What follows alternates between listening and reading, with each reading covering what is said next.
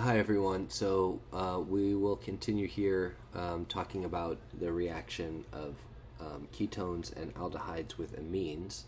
And so remember, we were looking at this at the end of class on Friday, where when we have a carbonyl and an amine, we end up in a similar place that we did when we had a carbonyl and water, because water and amines are pretty similar. We get this intermediate here that's called a carbonylamine. But remember, this reaction doesn't stop here; it keeps moving forward. And so, in the next step, when after this carbonylamine becomes protonated, then we've turned that OH into a good leaving group, and so the leaving group can leave, which makes essentially a carbocation there, right? But the nitrogen has a pair of electrons that it can donate to the carbocation to stabilize that carbocation, so we get those pair of resonance structures there. And in the last step, water acts as a base and removes the H from the protonated imine, and then we have formed an imine. And notice how we started with an amine with an A, and we ended with an imine with an I. And that's because an amine is a nitrogen that has single bonds, and an imine here is a nitrogen atom that has one double bond. And so we can see what's happened basically is that NR, what was the amine, has taken the place of the carbonyl. And so now we have this double bond to nitrogen instead of a double bond to oxygen, which is where we started. And the last thing that we said on Friday was that this must be acid catalyzed, because this all works based on water, based on that OH, based on the carbonyl becoming water, right? The carbonyl needs to gain 2 protons in order to turn into an H2O molecule, which we see here in the second step on this page, and that H2O molecule then becomes a good leaving group. So that can only happen when we have excess H's floating around. So this must be acid catalyzed, unlike some of the reactions we've seen in this chapter, which could be either acid or base catalyzed. This one in particular, and in general, anytime we're adding H's to oxygen to make it a good leaving group, those kinds of reactions have to be acid catalyzed. We need the extra H's. All right, so here's some examples. We have cyclohexanone, a ketone, and ammonia, NH3.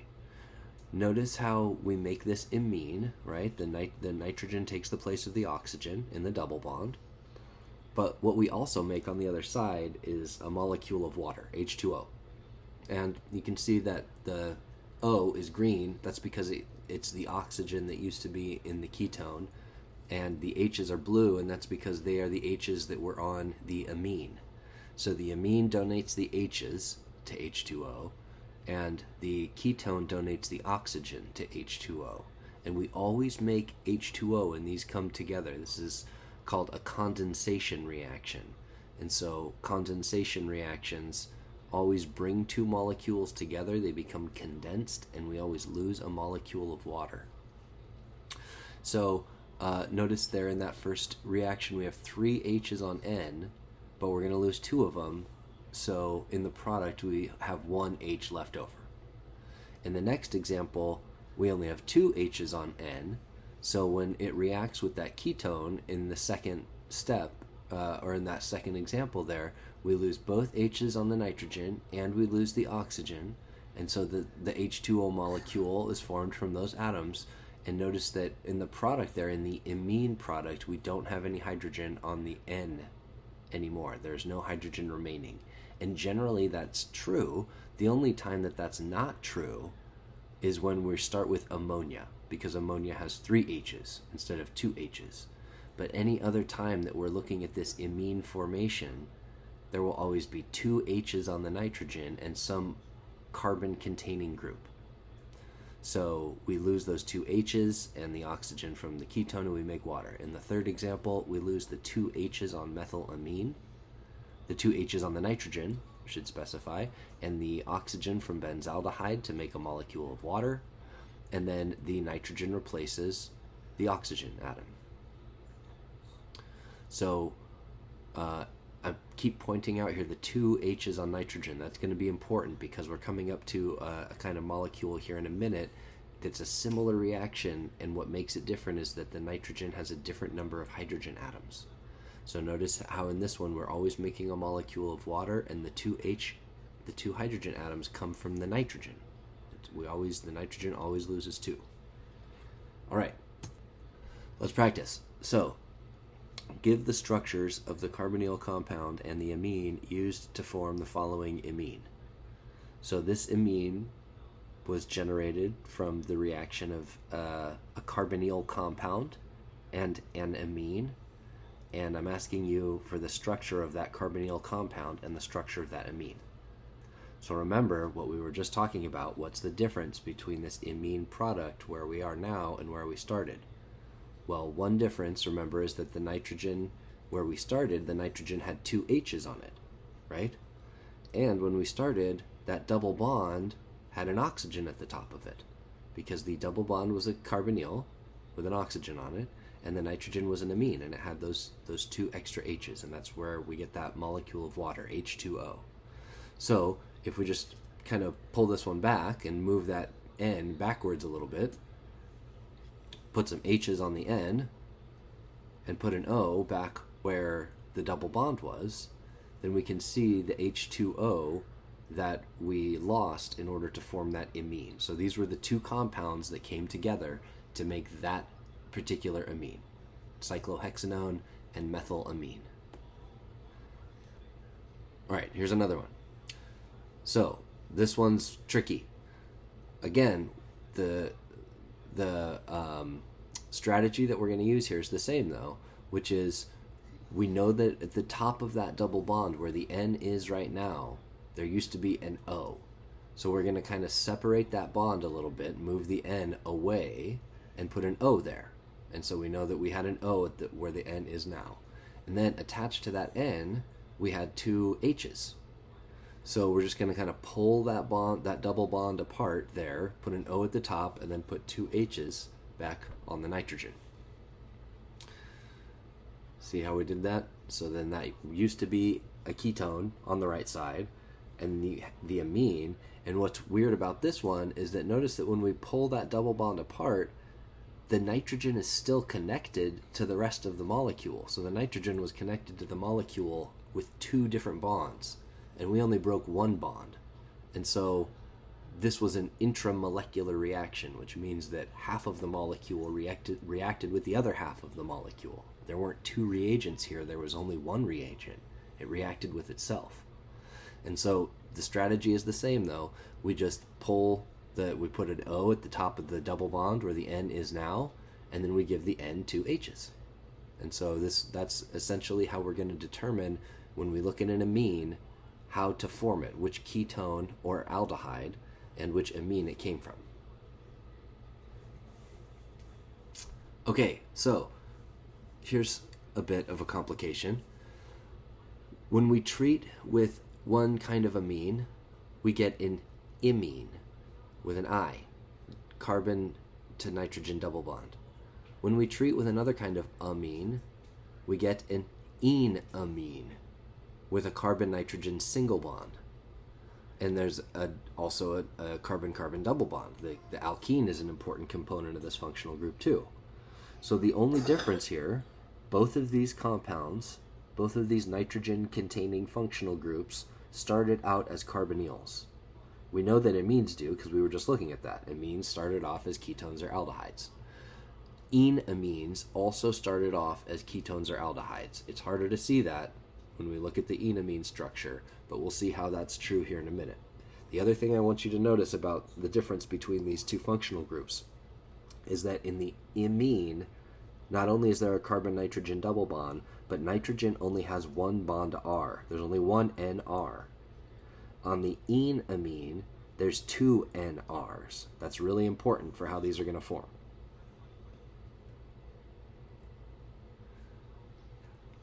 Okay, so start with the ketone or aldehyde. We have our primary amine, and when it's acid catalyzed, we can turn that oxygen into water, eventually leaves, and the carbonyl is replaced by the nitrogen. Then we form our imine. We've just been looking at that, right? We get H2O. In the enamine, look what's different. We start with a ketone or aldehyde, but instead of using a primary amine, we're using a secondary amine. The primary amine has 2 H's on it. The secondary amine only has 1 H on it.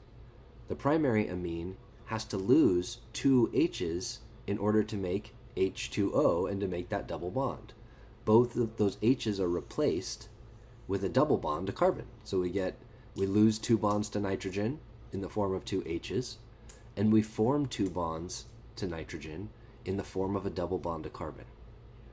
In the secondary amine, we have 1 bond to hydrogen, and we lose 1 bond to hydrogen, and we form 1 bond to carbon. So that's really the big difference here, is that the primary amine has 2 bonds to break, 2 H's, and we replace both of them with bonds to carbon, so we get a carbon-nitrogen double bond. But the secondary amine only has 1 NH, so it only has 1 bond to break. So we only replace 1 bond, we replace the NH with an NC. But this is still a condensation reaction, so we still have to form a molecule of water. So where is the other H going to come from? If the N, when we form the enamine, if the amine only has 1 H to donate, and the carbonyl has the oxygen, where does the other H come from? Well, that's where the alkene is formed. That's why we have a double bond between 2 carbons. The other H comes from there somewhere. So let's look at how that works now. So if we have a secondary amine, then we only have 1 NH bond. We have 2 NR bonds, but we can't break a bond between nitrogen and carbon. Those are strong, stable bonds. So those bonds that are NR in our secondary amine, those are stable and they're not going to break. But a bond to NH, we can break a bond to NH. We have 1 of those, so that means we can break 1 bond in that amine and we can form 1 bond to that nitrogen. So in the first step, what happens is the carbonyl gets protonated, just like it was in the last one. This reaction still involves turning that carbonyl oxygen into a molecule of water and turning it into a good leaving group so that it can be replaced by the nitrogen in the amine. And so the first step in the mechanism is still protonating that carbonyl, and then the amine attacks the protonated carbonyl. And then we get to this intermediate here. We're going to go through the whole mechanism here in just a minute, but right now we're just kind of looking at the main pieces. We get to this intermediate, we protonate the oxygen again, so now we have a good molecule, a good leaving group. We have a molecule of water, which is a good leaving group. And so when that molecule of water leaves there in the third step, excuse me, the electrons on the nitrogen atom can be donated to what would be a carbocation, and so we form this resonance stabilized carbocation. And in the next step, this is so far everything that we've seen is pretty much exactly the same as what we saw when we formed the imine with an I. This is where it's different. When we form the imine with an I, the last step involves water removing the second H from N. That's what's happening there with that top blue arrow, but it's crossed out because there is no H up there to remove.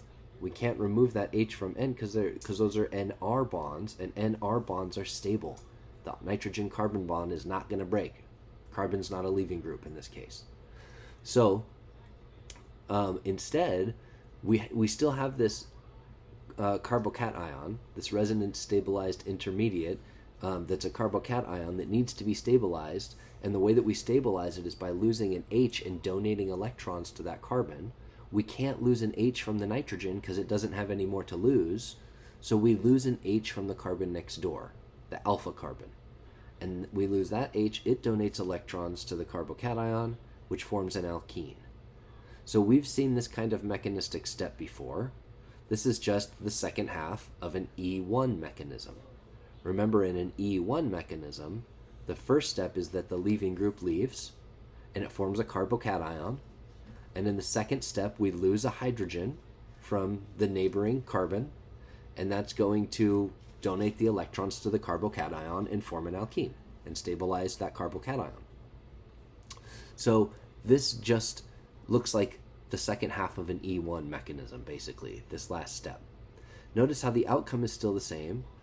We start in the very beginning of this scheme, we start with an oxygen on that carbonyl, and we start with one hydrogen on the nitrogen. So we lose an O and an H right there. And then we lose the second H down here in the last step.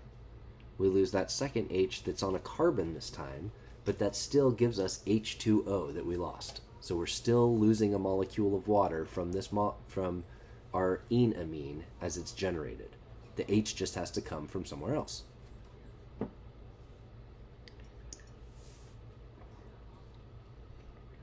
All right, so again, just to reiterate, here, up to this point in the mechanism, when we form this resonance stabilized carbocation, both of these mechanisms are the same up until this point. Whether we have a primary amine or a secondary amine, both of the mechanisms are the same up until this point.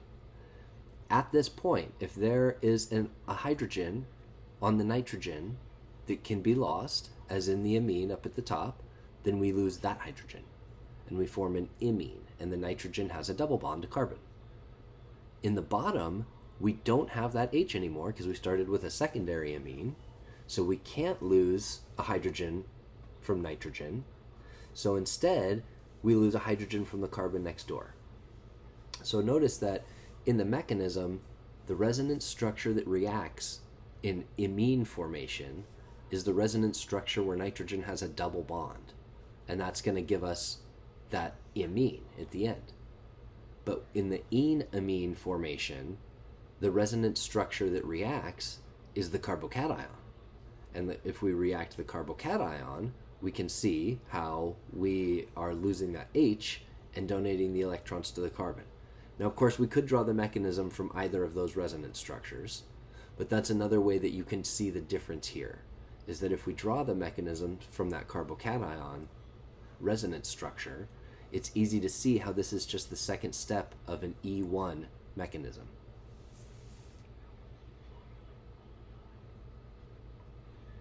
All right, and just to really drive this point home, again, what the difference is here when we start with a primary amine. A primary amine has two hydrogens. It's going to lose two hydrogens, and it has to replace both of those bonds, and so it makes two new bonds to carbon, and so we get an imine. When we start with a secondary amine, we only have one H, so we can only break one bond to nitrogen, so we can only make one bond to nitrogen, so we make an enamine. So we're always going to have a double bond in our product. In an imine, the double bond is between the carbon and the nitrogen. In an enamine, the double bond is between a carbon and a carbon. So just make sure that you can see the difference between these two reagents, because it's a pretty subtle difference, but they make very different products.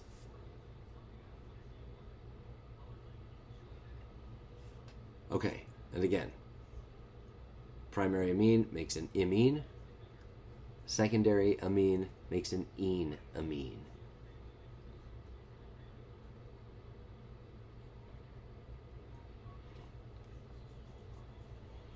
All right, let's move forward and look at another reaction that's very similar to all of those that we've seen so far in this chapter, which is that we have now added H2O to a ketone and aldehyde, and that gives us a hydrate, which has two OHs, a geminal diol. We have two hydroxyl groups. Or we can add a cyanide, a CN minus, and that gives us a cyanohydrin.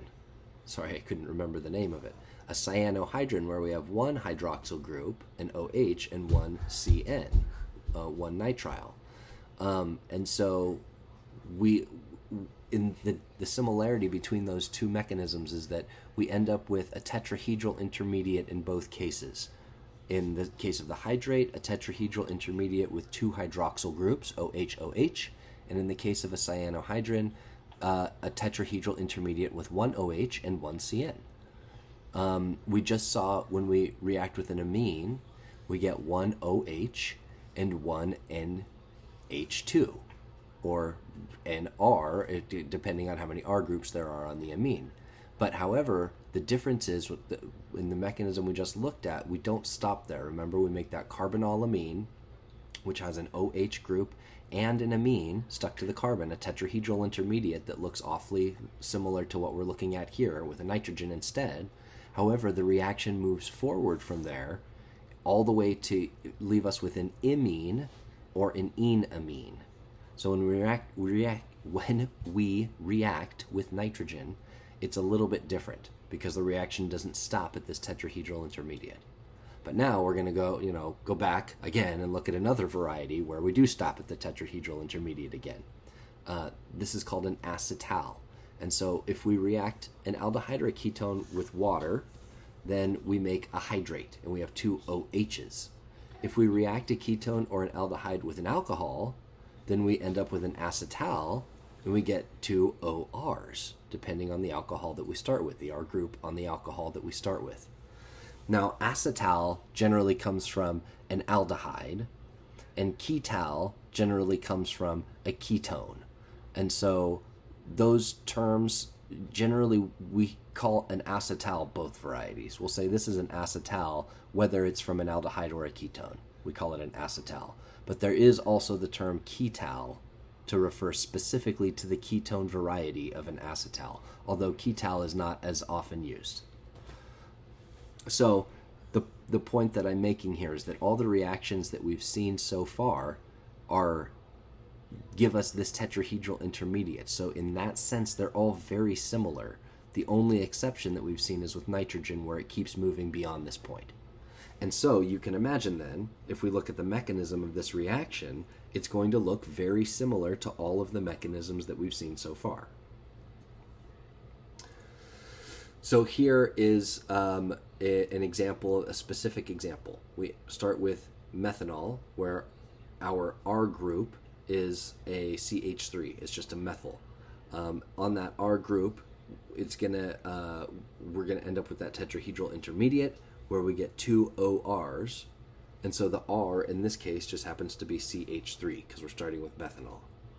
We're going to start with cyclohexanone as a ketone, and so the acetal that we make has two ORs, and they both come from methanol. So we need two molecules of alcohol and one molecule of carbonyl, ketone or aldehyde, and we make our acetal. So it's a 2-to-1 stoichiometry. That's important to remember. And we also need an acid catalyst. And so we've seen this tosic acid before, para-toluene sulfonic acid. We've seen this before, and remember, we could sulfonate toluene to get this molecule, right? Toluene is an orthopara director. So if we do a sulfonation reaction, then we can react an electrophilic aromatic substitution and put a sulfonyl group on the para position of toluene there to make this. So we formed this in the last chapter. But the importance of using this as a reagent in organic chemistry is that if you ignore the benzene ring on the one side and you replace it with an OH, then it looks just like sulfuric acid. And sulfuric acid is a strong acid. Organic acids, for the most part, are not strong acids. When we look at organic acids, carboxylic acid being a pretty strong variety of organic acid, it only has a pKa generally of 5. That's usually around where carbonyls start, is a pKa of around 5. So in general, we say organic acids are not very strong, but when we look at this variety of sulfuric acid, it looks having the structure of sulfuric acid makes it a strong acid, but putting that benzene group on the side makes it so that it's soluble in organic reagents. Sulfuric acid by itself is not particularly soluble in organic reagents, and so it's hard to use sulfuric acid in some organic mechanisms. Sometimes we need an organic variety of sulfuric acid. So we use this toluene sulfonic acid, which has that toluene group there, which helps to make it more soluble in organic solvents. So that's where that comes in. Sometimes that's just abbreviated TSOH, and if you see that, it's referring to this tosic acid, And that's just a catalytic amount of acid, because remember, the way this mechanism works is by turning that O on the carbonyl into H2O. So we need to add H's to it. So where do those H's come from? This tosic acid. Okay, so here again, whenever we have a carbonyl and acid, or in general any acid and any base in a reaction, the first step in the mechanism is always going to be a protonation step. And so here this is an acid catalyzed mechanism. That's the tosic acid there. It's TSOH, although you can see it's kind of written backwards because the OH is on the other side in this case, but that's just tosic acid again. And so that first step is protonating the carbonyl of the ketone, which gives us that resonance stabilized carbocation that we see in the next step. And so we now have a nucleophile in the form of ethanol, and ethanol is going to attack our resonance stabilized carbocation to give us this protonated tetrahedral intermediate in the third step here. And another molecule of ethanol will come by, or some base will come by and deprotonate this intermediate to leave us with our intermediate at the end of this scheme, which is called a hemiacetal, which means partial acetal. It's not quite there all the way yet because it only has one OR group. The other group is still OH. So remember, when this mechanism is complete, that OH has turned into H2O and it has left the molecule. So the oxygen that started as the carbonyl oxygen leaves the molecule. At the end of the reaction, that oxygen is no longer there. It's been replaced by these two oxygens from ethanol. So at this point, we've put one oxygen on there, and we call this a hemiacetal. So the mechanism moves forward from the hemiacetal, and the OH group, remember I said it has to turn into H2O before it can leave. Well, now it becomes protonated, and now it becomes H2O. So in the next step, we have this protonated intermediate, and our original carbonyl has gained 2 protons, and so now it's a good leaving group. And so it can leave and leave us again with this resonance stabilized carbocation. But notice now that this resonance stabilized carbocation is different than the one that we started with, because the one that we started with had an H on the carbonyl, and this one has a CH3 on the carbonyl, because we lost that carbonyl oxygen and we replaced it with the oxygen from the alcohol. And so now that resonance stabilized carbocation, we can't remove the H to take it back to the ketone. It can't go back to the beginning of this mechanism unless it reacts with water and goes back through all of the steps that we just went through. So now we move forward from this step, this resonance stabilized carbocation that has this one equivalent of alcohol having been added. So in the next step here, from our resonance stabilized carbocation, another molecule of methanol acts, or whatever our alcohol happens to be, in this case methanol. So it's going to react with the carbocation, make another carbon-oxygen bond here, leaves us with this protonated intermediate, and another molecule of alcohol or some base comes by to deprotonate our protonated intermediate to leave us with our fully completed acetal. And notice that during this transformation, during this transformation, the original oxygen on the carbonyl became protonated twice and turned into water and left. And the 2 oxygen atoms that are on the molecule now both came from molecules of alcohol. So neither of those oxygens on the molecule came from the original carbonyl. That oxygen is gone. It turned into water.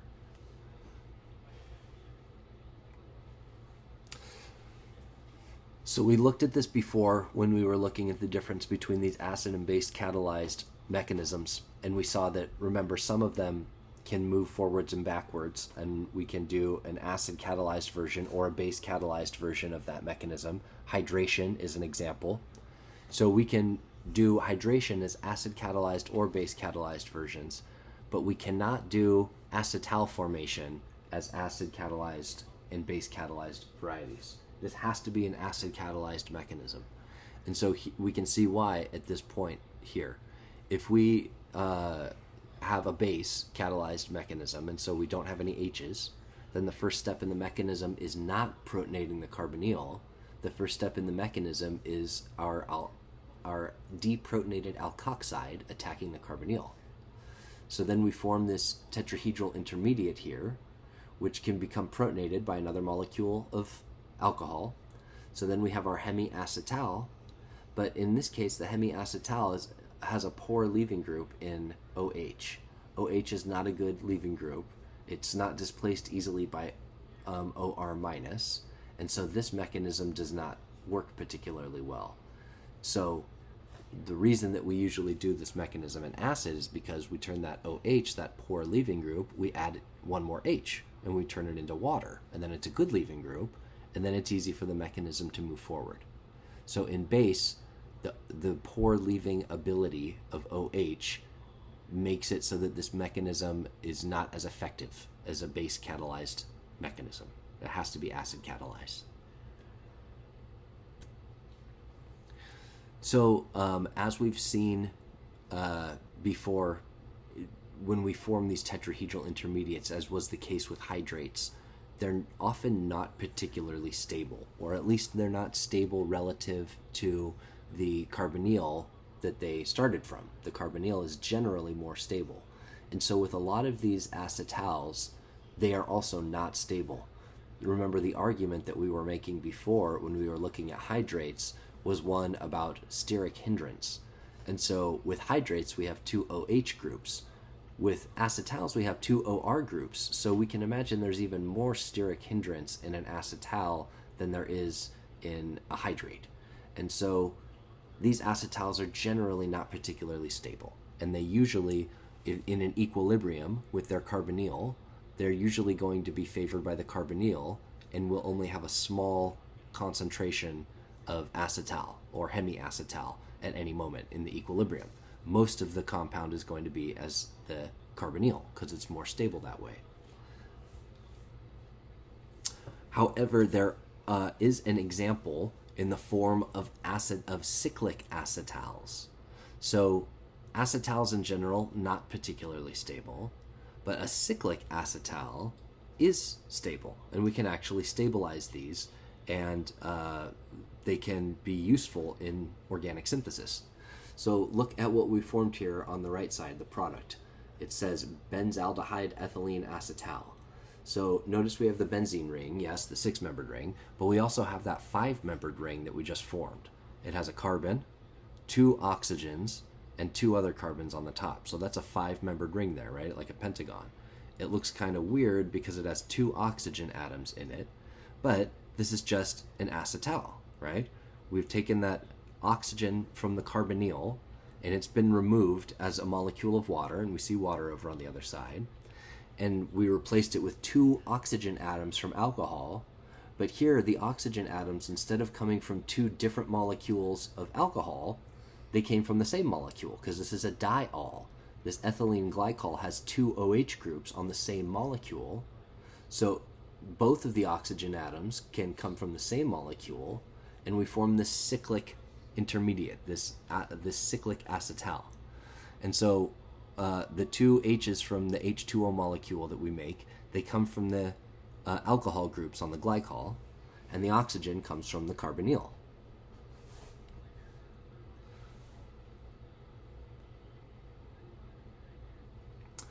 So let's think about what alcohols and carbonyl compounds gave us the following derivatives here. So we did this kind of exercise before with the amines. Remember that the carbon that's bonded to 2 oxygens, it used to be a carbonyl. So let's move those 2 oxygens away and make that a carbonyl. And then instead of those oxygens being bonded to the carbon, they started out as being bonded to hydrogen. So we'll kind of move them away from the carbon there, replace that with a carbonyl, and put H's on either side of the oxygen. We get something like this. Right? We had 2 molecules of ethanol and 1 molecule of this ketone down below, and we can see that the H2O that we lost is highlighted in red here. And we formed new bonds to those oxygen atoms in the alcohol. All right, what about this one? So what we want to think about here when we see this cyclic acetal, first we want to be able to label it as a cyclic acetal, and we can recognize it by having two oxygen atoms bonded to the same carbon. When we have two oxygen atoms bonded to the same carbon, that gives us an idea that this is an acetal. And when it's a ring, then we know that it's a cyclic acetal. So the carbon that is bonded to two oxygens, that's the carbon that used to be a carbonyl. So we'll pull these apart and we'll make that carbon that's bonded to two oxygens, it will now be the carbonyl. And those oxygen atoms, instead of being bonded to that carbon, they're going to be bonded to hydrogen atoms. So that ends up looking kind of like this, right? That carbon that was bonded to two oxygens on the left is now a carbonyl. And those two oxygens, rather than being bonded to that carbon, are now bonded to hydrogen. And we can see the H2O that we would lose to make this cyclic acetal.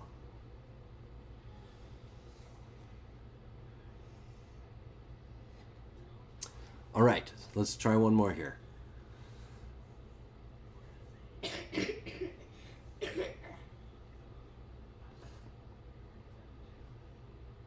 All right, do you see it? This one's kind of weird. So we can see what you're looking for again is the carbon that's bonded to two oxygens. The carbon that's bonded to two oxygens is in the left ring. And so that carbon that's bonded to two oxygens, that's the one that's going to become a carbonyl. And then we still have two other bonds to oxygen. Those are going to be the alcohols that reacted with the carbonyl. So let's form that carbonyl and break those oxygens apart and put two H's on the oxygens that were bonded to that carbonyl. All right, we get something like this. So the carbon that was bonded to two oxygens, it's a carbonyl. It was also bonded to a hydrogen atom, and so it must be an aldehyde, and we can see that here. It's an aldehyde. And so we broke that bond, and so then we put an H on the oxygen that was bonded there, and we pulled the other molecule apart, and when we formed that carbonyl, we put an H on the oxygen that was bonded to the carbonyl carbon. And so again, we can see the H2O that we had to lose to form this molecule. So again, this one's kind of weird because one of the alcohols was in the molecule and the other alcohol came from somewhere else.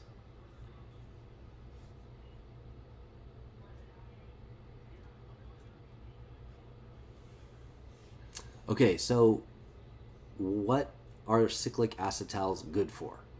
So we can use them as functional groups, as protecting groups, because we know that certain functional groups are incompatible. We've seen this before. Often when we use strong bases, for example, we can't have any acids around because they'll just deprotonate the acids. And so we need to start thinking about functional group compatibility. And one way in which carbonyls are sensitive is that they are electrophilic. That carbon atom gets attacked. If we have a strong nucleophile in our solution, that strong nucleophile is going to attack the carbonyl carbon. And that's what we've been seeing in this entire chapter, right? So what if we have several functional groups on a molecule, and I want to use a strong nucleophile with one of those functional groups, but I don't want that strong nucleophile to attack a carbonyl that I also have in my molecule. I want to leave the carbonyl alone. Well, we can use a cyclic acetal as a protecting group to protect the carbonyl, and then we can use the strong nucleophile and do whatever incompatible reaction we were trying to do, and then we can deprotect this carbonyl and turn it back into a carbonyl. So we've seen this strategy before, protecting groups. We used protecting groups when we were talking about alcohols. So we can protect alcohols as silyl ethers. Remember that when we used TIPS chloride and we were making silyl ethers to protect alcohols from Grignard reagents? Well, this is the same idea. In fact, we can illustrate this idea using Grignards again. A Grignard is a strong nucleophile that is going to attack electrophiles. A carbonyl is an electrophile. So I can't really have a Grignard and a carbonyl in the same molecule because the Grignard is going to attack the carbonyl. So if I want to use a carbonyl, but my molecule already has, if I want to use a Grignard reagent, but my molecule already has a carbonyl, I have to think carefully about how to do the reaction. So this is what I want to have happen. For example, this is the proposed synthesis. I would use cyclohexanone and this impossible reagent, and it's impossible because it would have attacked itself, right? But let's imagine that it didn't attack itself. What I want to have happen is I want it to attack cyclohexanone, and I want to make this molecule my target compound, right? And so how can I make this target compound if it involves a reagent that has a strong nucleophile and a carbonyl carbon? Well, I can protect the carbonyl carbon. I can turn it into something else and hide it, and then I can bring it back. So here's what we could do. We start with the molecule that we want to turn into a Grignard. I can't turn it into a Grignard because if I did, it would just attack itself. So instead, I have to protect the aldehyde. I have to hide the aldehyde so that when I form the Grignard, it doesn't attack the aldehyde. So how do I hide it?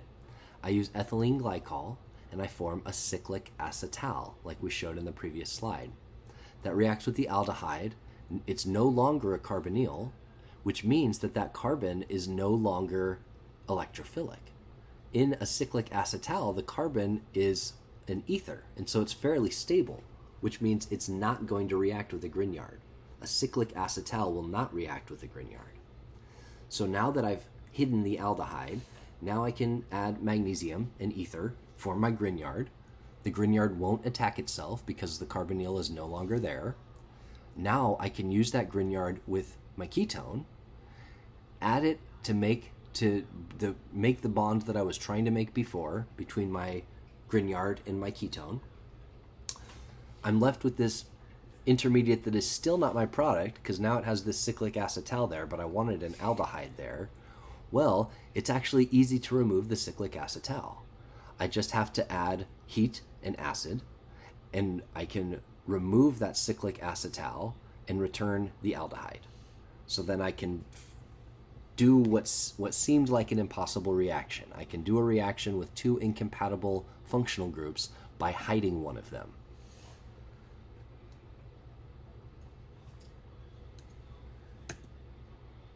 So here's an example. I have two carbonyls in the same molecule. I want to reduce one of them. But if I add sodium borohydride to this molecule, it's going to reduce both of them. But I only want to reduce one of them. I want to reduce the ketone. So I'm going to use one equivalent of ethylene glycol. The one equivalent is going to react preferentially with the aldehyde. So now the aldehyde is hidden, it's protected.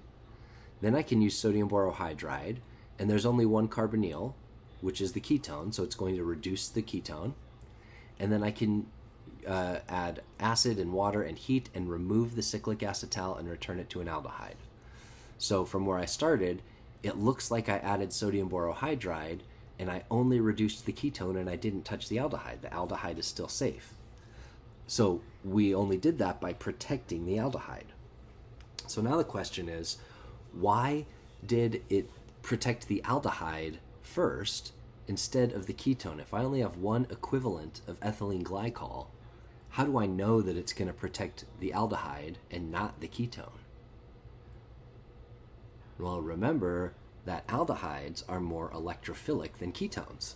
So if this reaction involves the ethylene glycol reacting as a nucleophile and attacking some electrophile, it's going to preferentially attack the aldehyde because aldehydes are more reactive than ketones. And so I can always cover up an aldehyde in the presence of a ketone.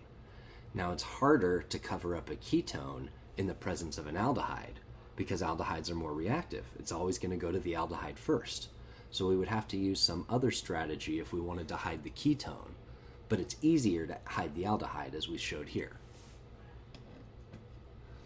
All right, so let's use a protecting group to try to perform this reaction.